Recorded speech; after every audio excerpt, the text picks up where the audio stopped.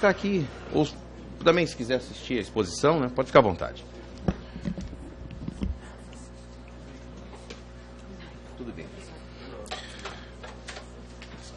A senhora tem 20 minutos. Muito com a palavra. Obrigada. Mas de verdade a gente vai usar muito menos tempo do que isso, porque, como todo mundo sabe, a gente está muito alinhado sempre, o setor hoteleiro está sempre, atua sempre em parceria, embora tenhamos algumas entidades que representem o setor, a gente está sempre em parceria e tem posicionamentos quase sempre muito alinhados, né? Então, neste tema, nós temos um posicionamento absolutamente alinhado e boa parte do que é o nosso posicionamento em relação a esse tema, o Bruno já expôs. A gente gostaria, claro, de iniciar agradecendo. Deputada, muito obrigada pelo requerimento, muito obrigada pela aprovação, muito obrigada pela presença de todos para nos ouvir a esse respeito.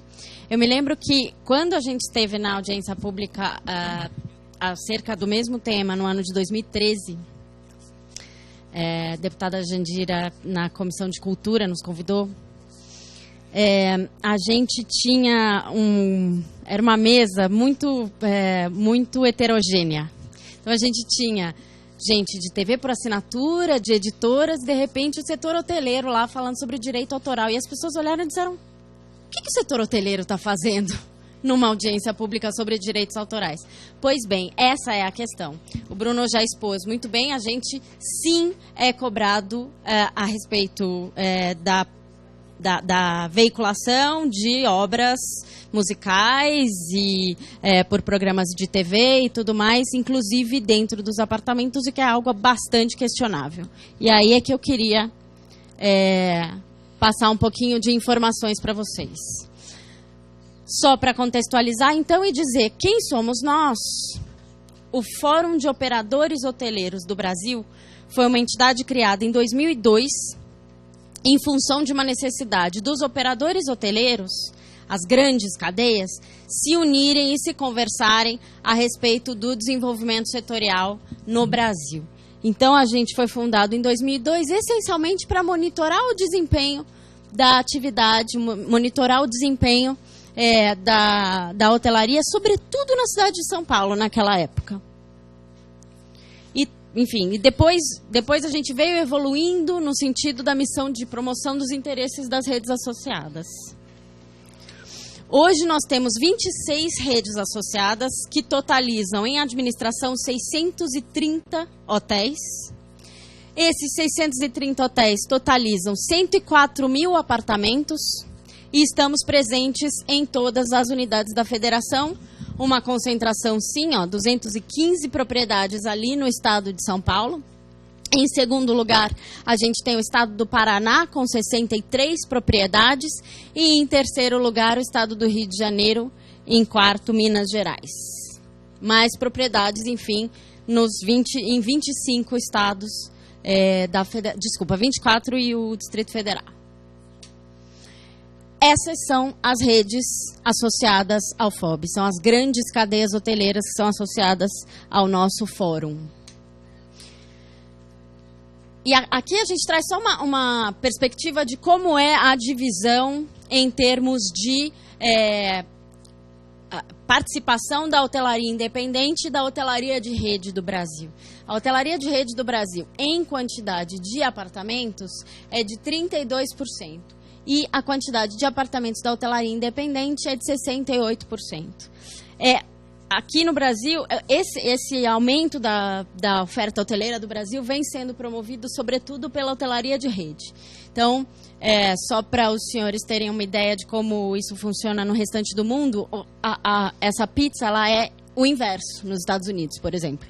Então, 70% da hotelaria dos Estados Unidos é de rede e 30% de independentes. A gente tem hoje, de acordo com a Jones Lang LaSalle, só mesmo para contextualizar e para vocês entenderem qual é o tamanho da hotelaria do Brasil. E aí, de acordo com a Jones Lang LaSalle, que é uma consultoria muito séria e respeitada, a gente tem 10.050 hotéis no Brasil e 500.212 apartamentos. Em termos de meios de hospedagem, o IBGE diz que a gente tem 45 mil, tá? 45 mil meios de hospedagem. Essa é a nomenclatura diferente. Então, a gente fala que tem 10 mil hotéis, 45 mil meios de hospedagem. Bom, e aí a gente traz um pouquinho de uma perspectiva um pouco mais conceitual em torno do novo hóspede, em torno do hotel do século XXI, em torno do que a gente precisa oferecer de facilidades para um visitante de uma cidade, enfim. O perfil do hóspede está mudando completamente. O cara tem no seu telefone as músicas que ele quer ouvir. Não é necessário ter mais rádio no apartamento. No computador dele, ele assiste aos filmes que ele quer assistir. Ele assiste, se a gente tiver Wi-Fi, principalmente Wi-Fi de graça, que será provavelmente uma das grandes conquistas da hotelaria para os próximos anos. O cara tem já no Netflix ali. Ele assiste ao filme que ele quiser, na hora em que ele quiser. Ele não liga mais à TV. A prestação de serviço em si é um grande diferencial. E aí, assim, entrando um pouco já no que o Bruno tinha falado, né? A utilização do espaço do hotel, a coisa da concepção do público, dos ambientes, das áreas coletivas e das áreas de frequência individual que já estão muito bem caracterizadas na Lei Geral do Turismo, né? Era um pouco desse contexto que a gente queria trazer antes de entrar no tema propriamente dito. E aí, enfim, claro que modalidades de investimento, exigências do consumidor e tecnologia são as premissas para se efetuar essas grandes mudanças necessárias.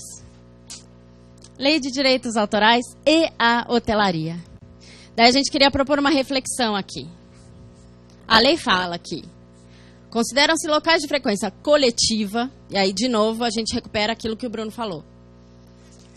Teatros, cinemas, salões de baile ou concertos, boates, bares, clubes, associações de qualquer natureza, lojas, estabelecimentos comerciais, industriais, estádios, circos, feiras, restaurantes, hotéis. Será que todos esses locais são equiparáveis de fato? Será que todos esses locais utilizam como fator de venda, como fator de mercância ou mercancia, a veiculação, enfim, como é que se diz? Não é publicação, como é a palavra? A reprodução, era isso. A reprodução de obras musicais ou de, enfim, quaisquer obras que tenham direitos autorais. E aqui, como é que se dá a execução e transmissão dessas obras literárias, artísticas e científicas nos hotéis? Então, assim, é realmente uma reflexão que a gente está propondo aqui. A Lei Geral do Turismo, eu não vou nem me estender nesse assunto, porque, assim, caracterizada como local de frequência individual, o apartamento já está. O que é importante a gente dizer é o seguinte. Eu vou voltar depois. Nós não somos contra, muito pelo contrário. Nós achamos absolutamente justa a cobrança de direitos autorais naqueles eventos em que, sobretudo nos eventos, em que a música é um fator fundamental. Não dá para a gente pensar num casamento dentro de um hotel ou numa convenção de vendas de uma grande empresa sem uma banda, sem música. Então, é fator, sim, de mercancia daquele espaço a gente ter a cobrança de a música, enfim, e, portanto, a cobrança de direitos autorais em função daquela exposição ali e tal. E nós não somos contra. A área áreas de convívio coletivo e tudo mais, lobby, ninguém se opõe a isso. Mas, e aí, de novo, a gente gostaria de tratar disso no sentido da reflexão. Na lei que foi aprovada no ano de 2013, a gente gostaria de trazer, enfim, por meio desse texto, a gente gostaria de trazer essa reflexão. Se a partir da consideração da razoabilidade, da boa-fé e dos usos do local de utilização das obras, a gente deveria ser cobrado dentro dos apartamentos.